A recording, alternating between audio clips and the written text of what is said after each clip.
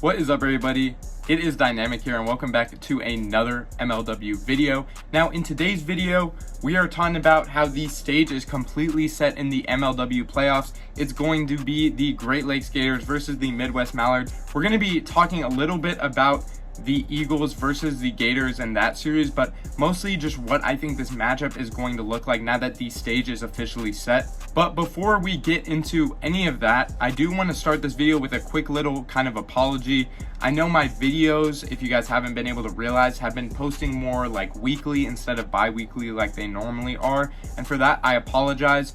And also, I haven't really been doing as many like list videos. They've mostly just been like analysis of the series that are happening, and I know that's a little different. Normally I'm making probably a little bit more interesting content, but I've just struggled with finding anything else that's appropriate right now. But don't worry guys, it's a long off season. All the list videos, all the other stuff that I've been doing throughout the year, that stuff will come back. I just feel like since it's the playoffs, we gotta talk about the playoffs. So let's start with talking about the Great Lakes Gators, the team that was able to win this series. They were the #1 seed, and they were playing an Eagles team that's been going through a decent amount of adversity lately. They've been kind of called the villains of the MLW. Not too many fans behind their backs right now, but this series was pretty interesting. I think it's interesting how the semifinals both ended with sweeps, series that weren't as close, where the first round games or the first round series were really intense. It just kind of go to show, in my opinion, that these are the best teams in the league. So I just want to go down by down for this roster when it comes to players and just talk about each player and their performance. Chris Cheatham didn't really get to play too much in this series, but when he did good things. I was kind of confused on his decision to bench himself, but if he felt like he wasn't prepared, that's something that you can look at and say, okay. And then also you look at the 4 other guys hitting, and I could argue that they've all had better performances than Chris Cheatham in different situations, but I mean, he has the second highest batting average on this team, so I'd like to see him give himself some more burn. And then Aiden Richard didn't play at all. Dustin Staggs, in my opinion, the MVP of this series, or the defensive MVP of this series.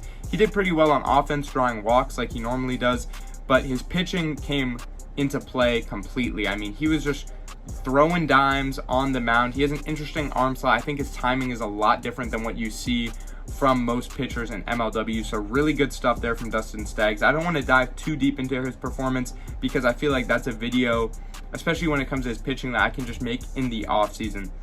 And then Jason Chadwick, right?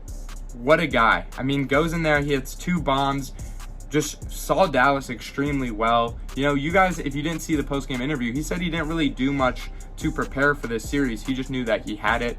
Jason Chadwick isn't a guy, too, that always hits amazing off of Dallas. So it's just awesome to see, you know, a veteran like that, you know, make a lot of plays. If it wasn't for him, this series could have looked a lot differently.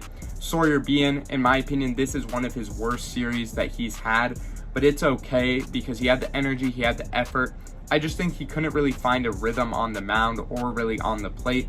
But luckily, he has a good enough team that performed well to hopefully put him in a better situation. I don't think that they should start Dustin Staggs over Sawyer Bean. To me, as Sawyer Bean's still your guy, I understand that he did have a rough series here, but you still got to go with your guy. But yeah, just not really what you love to see from Sawyer Bean, but no doubt in my mind that he isn't going to bounce back. Then we have Jeremy Adams, who wasn't amazing either, didn't get an opportunity on the mound, didn't do too much from the plate, but he had some contact hits, you know, he walked a couple times.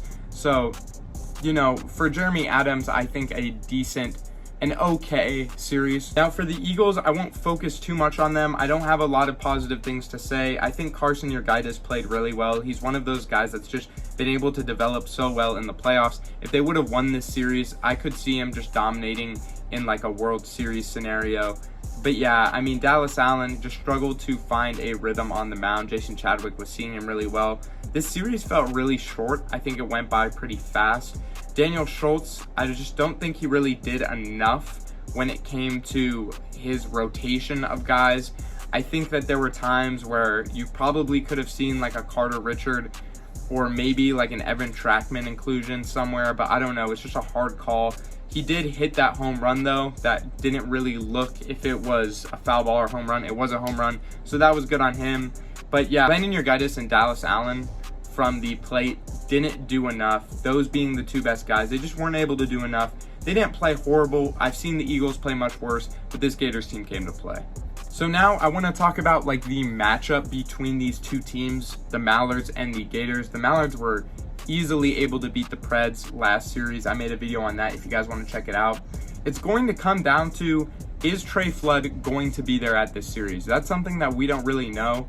You know, it was hinted in the video that he might not be there. And if he's not, TC3 is going to have to step it up. He had a great series in the semifinals. He was able to hit like, I think 4 or 5 straight hits, which is amazing to see from a guy like that, a guy who struggled all year. But hopefully if Trey Flood isn't able to be there, he'll continue that. I think what it's going to come down to, the X factors of this game though, especially for the Mallards, is Preston Colm. Is he going to be the player where he's hitting bombs, where he's getting on base, where he's really bringing this team momentum?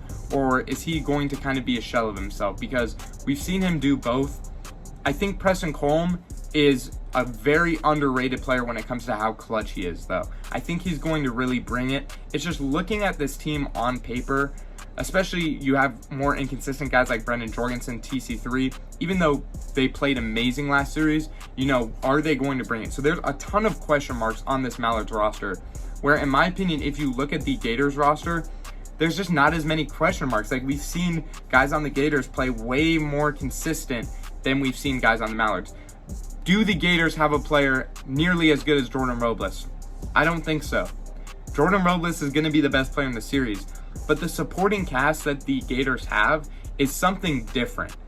Jason Chadwick played amazing, and even when he's not playing that well, he's still going to bring you hits. Jeremy Adams hasn't had a good series in a second, but once again, even when he's not playing well, he's going to do stuff for you. Sawyer Bean, bad series last series. They still smoked them. He's still one of those guys that can hit home runs, that can pitch super well. He gets hype. He brings energy. He has experience. Dustin Staggs. In my opinion, Dustin Staggs looks like a veteran on this team despite being a rookie. Chris Cheatham, another veteran on this team. So you just go through these guys, and there's more consistency here. Jordan Robles is going to do his thing. If Jordan Robles is pitching lights out, the Mallards supporting cast is hitting well, then the Mallards will win the series. But in my opinion also, if the Gators are able to play well, fend off Jordan Robles, they're going to win this series. I have the Gators winning. I do. I have the Gators winning the series.